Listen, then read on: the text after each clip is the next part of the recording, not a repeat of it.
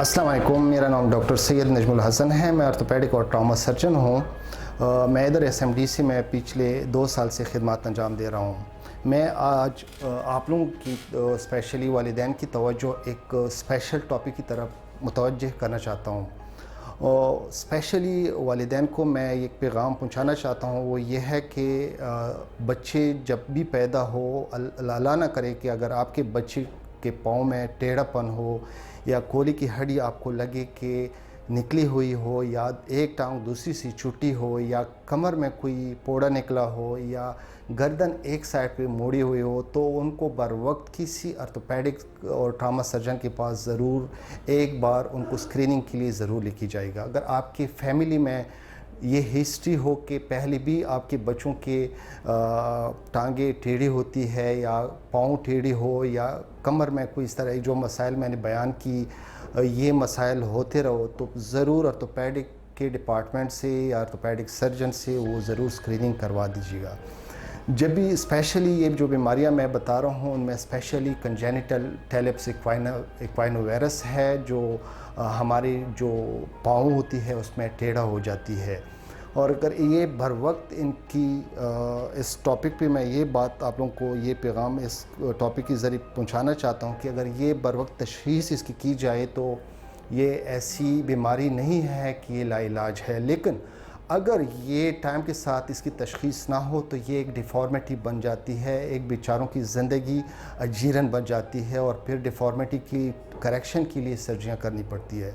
Congenital टेलिप्स इक्वाइनोवायरस में ये होता है कि जो हमारे पाँव की हड्डियाँ होती है वो अपनी रूटीन में अपनी एक्सिस से डेविएट कर जाती है और इंटरनली रोटेट करती है, और पाँव की टेढ़ापन की तरह नज़र आ जाता है, और फिर बच्चे को चलने में मुश्किल होता है। इनिशियली चूँकि बच्चा छोटा होता है, वो चलने के तो काबिल नहीं होता, उनको ज़्यादातर वालिदैन उनको इग्नोर कर जाते हैं। लेकिन वही स्टेज है, अगर ज़िंदगी के पहले हफ्ते ही अगर हमने नोट किया तो डॉक्टर के पास लेके जाएं।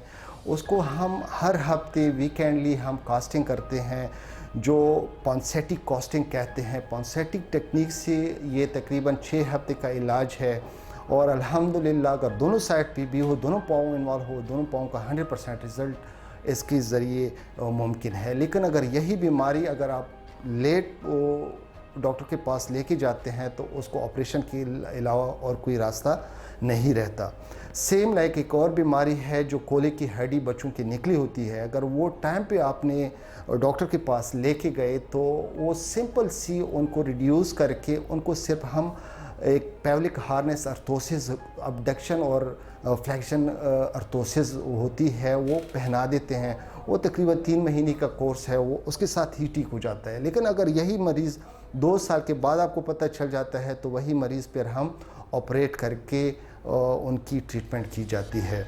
सेम लाइक जो मैंने एक और बात की कि अगर कोई बच्चा इस तरह हो कि जिसकी गर्दन एक साइड पे टेढ़ी हुई हो और दूसरी साइड पे सही उसको गर्दन मोड़ने में मुश्किल हो रही हो, तो जिसको टर्टिकुलस हम अपनी ज़ुबान में कहते हैं, तो ऐसे बच्चों को बर वक्त डॉक्टर के पास स्पेशली ऑर्थोपेडिक और ट्रॉमा सर्जन के पास लेके जाएगा कि वो बर वक्त इसका प्लान करके वो अकॉर्डिंगली ट्रीट करे। लेकिन अगर यही बच्चा 7 साल के बाद लेके जाते हो तो ऑलरेडी उनकी डिफ़ॉर्मिटी बनी होती है, तो जो हमारे लिए काबिले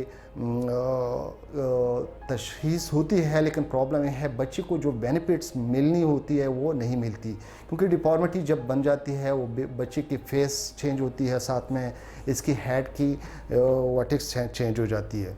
तो ये मुख्तलिफ़ बीमारियों पे मैंने एक समराइज़ टाइप मैंने आप लोगों के साथ गुफ्तगू की। उसका मकसद ये था कि हम ये बीमारी बर वक्त तशख़ीस करें, और वालिदैन अपने बच्चों को जब भी बच्चे आपके पैदा हो उनको मुकम्मल तौर पे एक स्क्रीन आउट करें, अपनी नज़र से देखें कि उनकी टांगी छुट्टी ना हो, कोई टांग निकली ना हो, या कोई पोड़ा निकला ना हो, या गर्दन टेढ़ी ना हो। तो ऐसी बीमारियों में बर वक्त डॉक्टर से राबिता करें और डॉक्टर अकॉर्डिंगली आपकी ट्रीटमेंट कर ले। तो ये सिर्फ और सिर्फ मकसद इस वीडियो का यही है कि आप लोग बर वक्त बीमारियों को तशख़ीस करें और बर वक्त इनका इलाज हो, तो कोई उनकी आगे लाइफ में फ्यूचर लाइफ में कोई मुश्किल नहीं होगी।